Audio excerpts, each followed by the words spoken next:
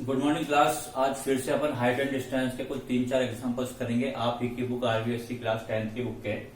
तो देखिए एग्जांपल जितने आप सॉल्व समझने की कोशिश करेंगे आपको क्वेश्चन समझने में उसमें इतनी ज्यादा इजी होगा। अगर आप लोग डायग्राम से बनाते क्वेश्चन की लैंग्वेज पढ़ के तो क्वेश्चन सॉल्व करने में कोई दिक्कत नहीं आएगी। ये आपको पहले ही बताया गया था। और आपको किसी क्वेश्चन में दिक्कत हो तो आप कमेंट सेक्शन में पूछ सकते हैं कि सर हमें इस क्वेश्चन में दिक्कत है, तो हम उसी क्वेश्चन का वीडियो बना देंगे आपके लिए। अब बात करते हैं एग्जांपल नंबर 3 की। आपको बोला है on a horizontal surface the shadow of a 1.5 metre tall student is 1 metre. ठीक है, एक हॉरिजॉन्टल सरफेस है। हॉरिजॉन्टल सरफेस का मतलब एक बिल्कुल लेटा हुआ सरफेस है, मतलब एक रोड ही मान लो। आप मान लो कि एक रोड के ऊपर एक स्टूडेंट खड़ा है and height of the student 1.5 metre tall student. तो आपको बोला है कि वो स्टूडेंट 1.5 मीटर टॉल है और उसकी शेडो 1 मीटर बन रही है। देखो आप लोगों को दिमाग में आता है कि सर शेडो कैसे बनेगी। शेडो हमेशा पैर से बनती है, सर से शेडो नहीं बनती है।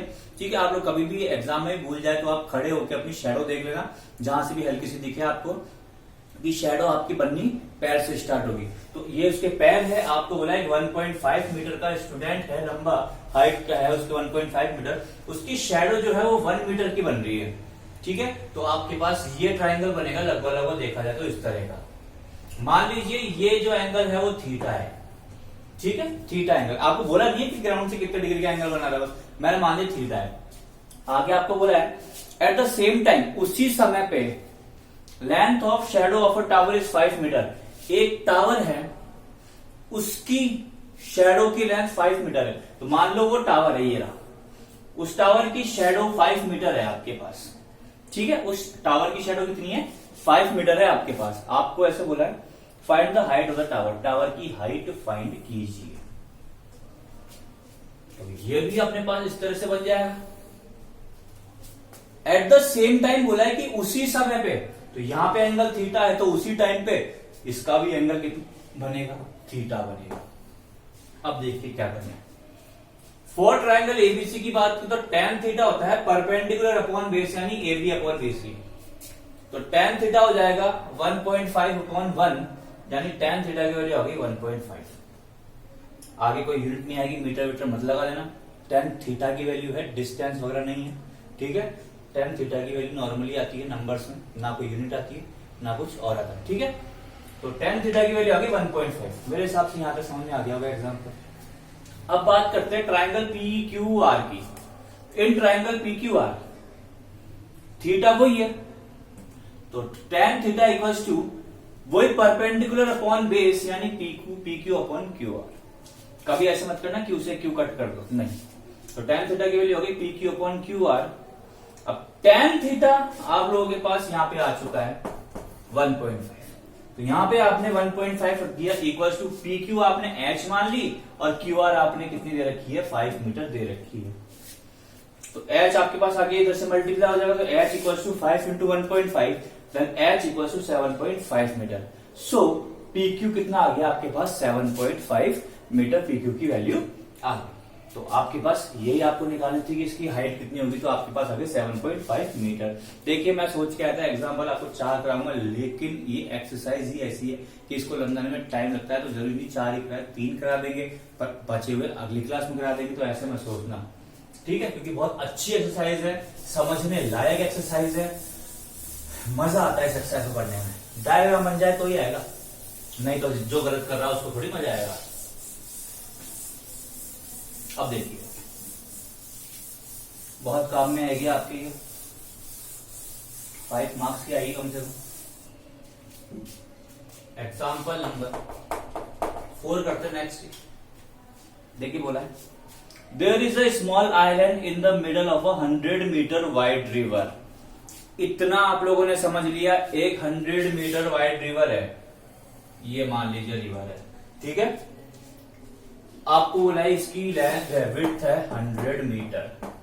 देखिए नाम मैं लिख नहीं रहा हूं क्योंकि मुझे बुक क्वेश्चन में नाम दिए है। ठीक, इसके बीच में, मतलब बीच में कहीं भी हो सकता है, यहां भी हो सकता है, यहां भी, पूरा सेंटर बता लेना। हाँ कि 50 मीटर इधर, 50 मीटर इधर, बिल्कुल सेंटर में। ठीक है, सेंटर नहीं बोला, इसके कहीं बीच में कहीं भी हो सकता है। इसमें यहां भी हो सकता है, यहां भी हो सकता है, यहां भी हो सकता है। एक स्मॉल आइलैंड है। ठीक है, and a tall tree stands on this island, और इस आइलैंड पे एक लंबा पेड़ है। तो मान लीजिए वो लंबा पेड़ आपके पास ये रहा आइलैंड, यहां पे आइलैंड है और वो पेड़ ये है। P and Q are points directly opposite to each other on two banks. P और P and Q जो है वो इसके किनारे के दो पॉइंट्स है और एक दूसरे के अपोजिट में। किनारे के दो पॉइंट्स है तो अपोजिट में होंगे, सीधी सी बात है। And P and Q are in the line with the tree, और P और Q जो है वो ट्री के साथ एक ही लाइन में है। मतलब कि ये आपके पास पेड़ है, ये आपके पास P है और इधर कहीं पे Q है, तीनों एक ही लाइन में है। क्योंकि ऐसे भी तो हो सकता है ना कि जैसे मान लो ये P है ये Q है, तो आइलैंड कहीं P और Q के इधर की तरफ बन रहा हो। नदी तो बहुत बड़ी होती है और वहां पे पेड़ उग रहा है, तो इस तरह से भी तो बन सकता है। लेकिन उसने बोला है कि ये सब एक ही लाइन में है, नहीं बोलता तो भी हम मानते हैं। If angle of elevation of the top of the tree from P and Q are respectively 30 degree and 45 degree, find the height of the tree. अगर P और Q का एंगल ऑफ एलिवेशन ट्री के top से, मान लो ये तो हो गया ट्री का P से और ये हो गया Q से, angle of elevation 30 degree and 45 degree है। ये 30 डिग्री हो गया और ये 45 डिग्री हो गया। Then find the height of the tree. Tree की हाइट फाइंड करनी है। इसको मैं A पॉइंट मान लेता हूं, इसको मैं B पॉइंट मान लेता हूं और ये हो जाएगा मेरे पास H।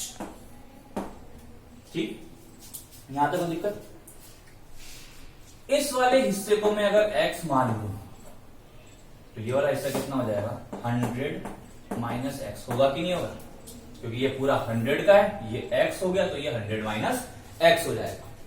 अब देखिए आपके पास यहाँ दो ट्राइंगल बन रहे हैं, दोनों ट्राइंगल आप यूज में लीजिए और आंसर फाइंड कीजिए। तो देखिए मैं ले रहा हूं, पहले ए पी बी ही लेता हूं, ये वाला ट्राइंगल।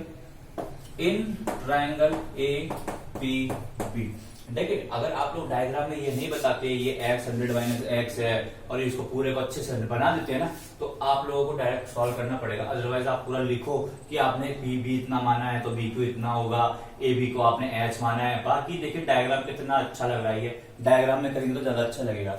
ठीक है, अब ए पी बी में सब दिख रहा है, वो अपने आप दिख रहा है A P B. tan theta 1 है। अब यार 1 क्यों है? क्योंकि यहाँ पे दो एंगल है। अगर मैं थीटा मान लूंगा तो ये भी थीटा मानूंगा तो ये भी 30 होना चाहिए, फिर ये भी 30 होना चाहिए, दोनों थीटा है, इसलिए मैंने इसको थीटा 1 इसको थीटा 2 माना। ठीक है, equals to perpendicular upon base A B upon P B.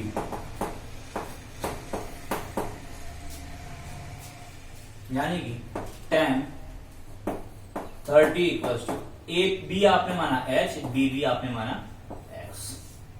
tan 30 के लिए आपको पता है 1/√3 होती है, लगा कि 1/√3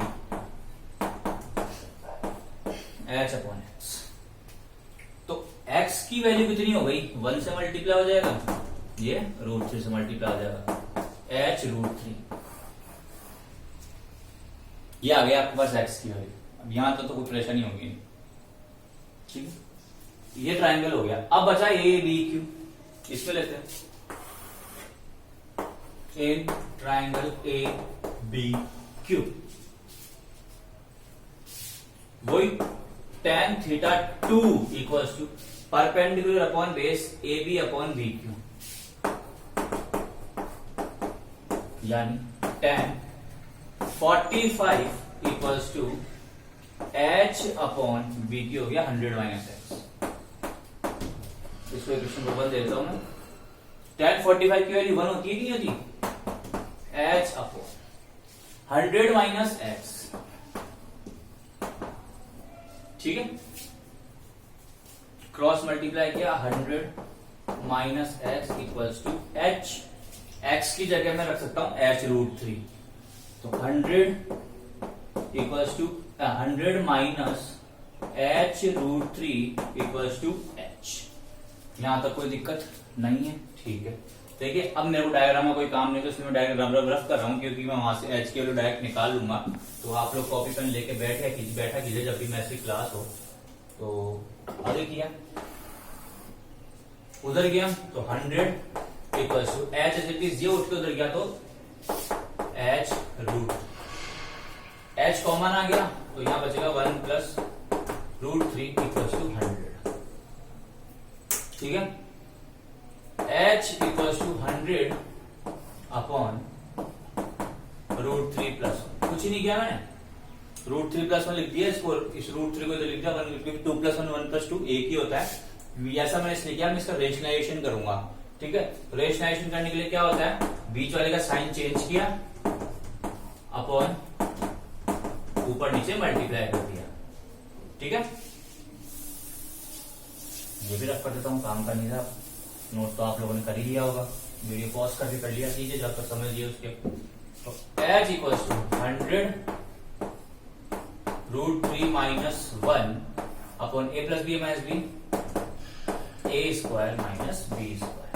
√3 का स्क्वायर 3, 1 का स्क्वायर 1, तो मैं सीधा लिख देता हूं 3 माइनस 1।